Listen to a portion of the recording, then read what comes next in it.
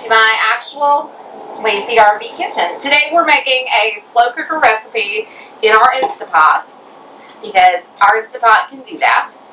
And we're making Cincinnati style chili. So first we're going to start with 2 pounds-ish of burger. Ground beef. I guess you could use ground turkey, but we're just going to let it be in there. Now I'm not sauteing it first because this is a slow cooker recipe. We do want it to be more of a thin consistency like they do up in Cincinnati. My favorite Cincinnati chili place is Skyline because that's the only one I've been to. I've heard there are others. I think it actually started at Camp Washington, but I will need someone from Cincinnati to confirm that. So we're going to take that. We're just going to basically dump our ingredients in. So I'm going to take 2 cloves, or 2 good healthy heapings of garlic.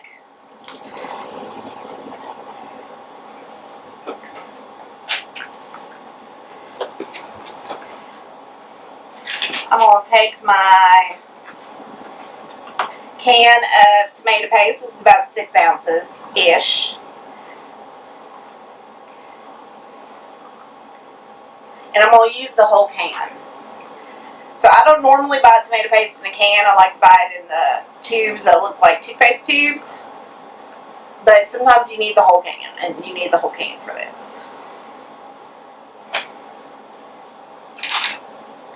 Alright. And I'm just going to give that a good zoop. Get it all in there. It's very technical cooking terms. Zoop. Kind of plops down.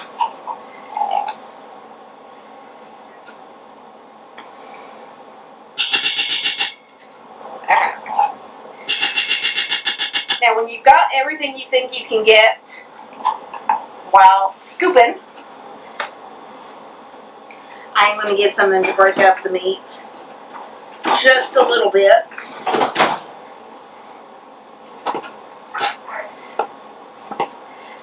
We want it to kind of crumble up.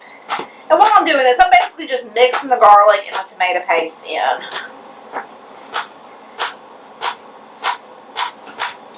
So it kind of crumbles just a little bit. Now, I am going to add beef broth. Now, some recipes will call for, let me get this out of the way, water. But beef broth is going to give you more flavor. So one thing to do is you can pour a little bit of beef broth into your tomato paste can.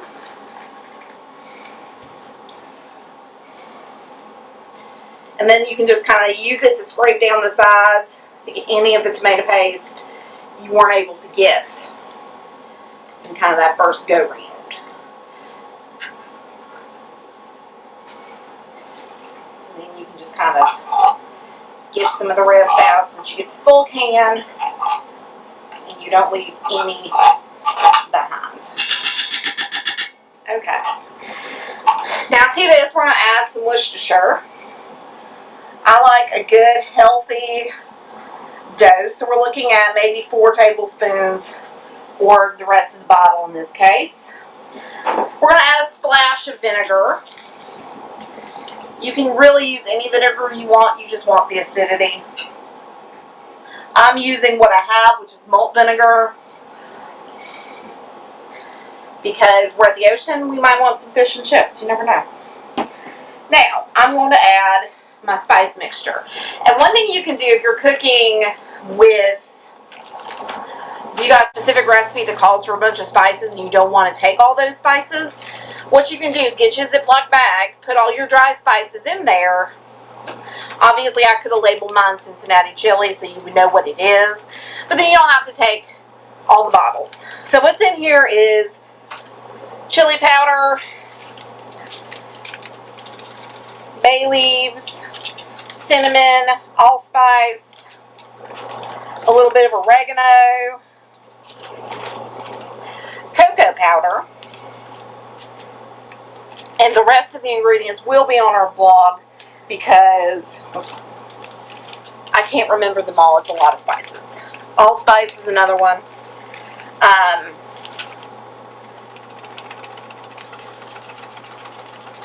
And there we go. We'll put the exact measurements, but this is a really handy tip if you don't want to have to take 16 different spices. It's really not 16. I think it's about 4 or 5 that you're not going to necessarily use. Like, I'm never going to use cocoa powder except in this recipe in a camping dish. Now, I'm going to take my beef broth. I'm just going to add that slowly.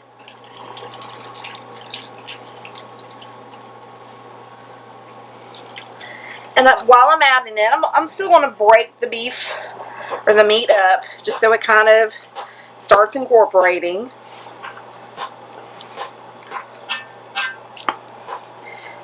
The more you can kind of get it into like bit-sized chili pieces, the better.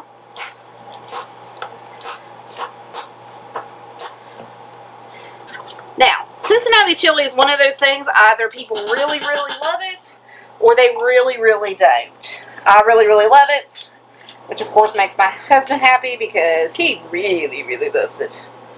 And when we go visit his family up in Cincinnati, there are multiple trips to Skyline.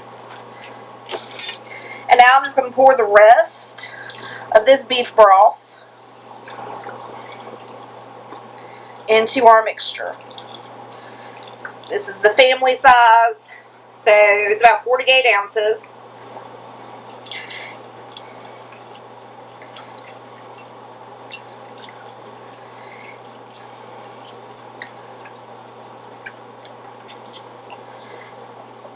And again, beef broth is just going to give it more flavor. Got that all incorporated. We'll give it a good stir. Make sure everybody is happy in their little beef broth pool of delicious. And now, I'm going to start the slow cooker. So, in the Instapot, typically when you are cooking with an Instapot, you're going to want it to set to pressure cook, where you would want your venting cap to be closed. For the slow cooker, we actually want it open. So, I'm going to put it on medium. And I'm going to set it for 8 hours. And what this will do is give it time to everything to cook and to combine. You can also check it. It's just telling me it's starting. You can also check it periodically because it's not actually sealed, because you're allowing it to vent. So we're going to check back in 8 hours time and we will show you the final product for Cincinnati style chili. To finish up our Cincinnati style chili, we are doing a 3-way. So we're going to grab ourselves some spaghetti. You want to cook your spaghetti noodles till they are al dente, or however you like your spaghetti noodles. I prefer mine al dente. Some people don't. Then you're going to, in the camper we have really fancy ladles. They're called souvenir cups because we don't actually have a ladle in our camper. And you're just going to pour your chili mixture right on over. Now, obviously, we do not want to eat the bay leaves that we put in, so we're just going to throw those out. We happen to get those.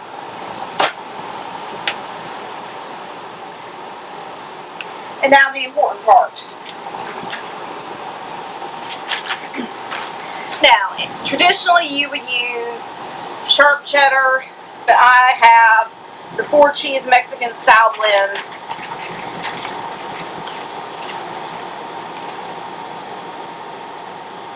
And you're just going to top that big bowl of chili and pasta with your cheese.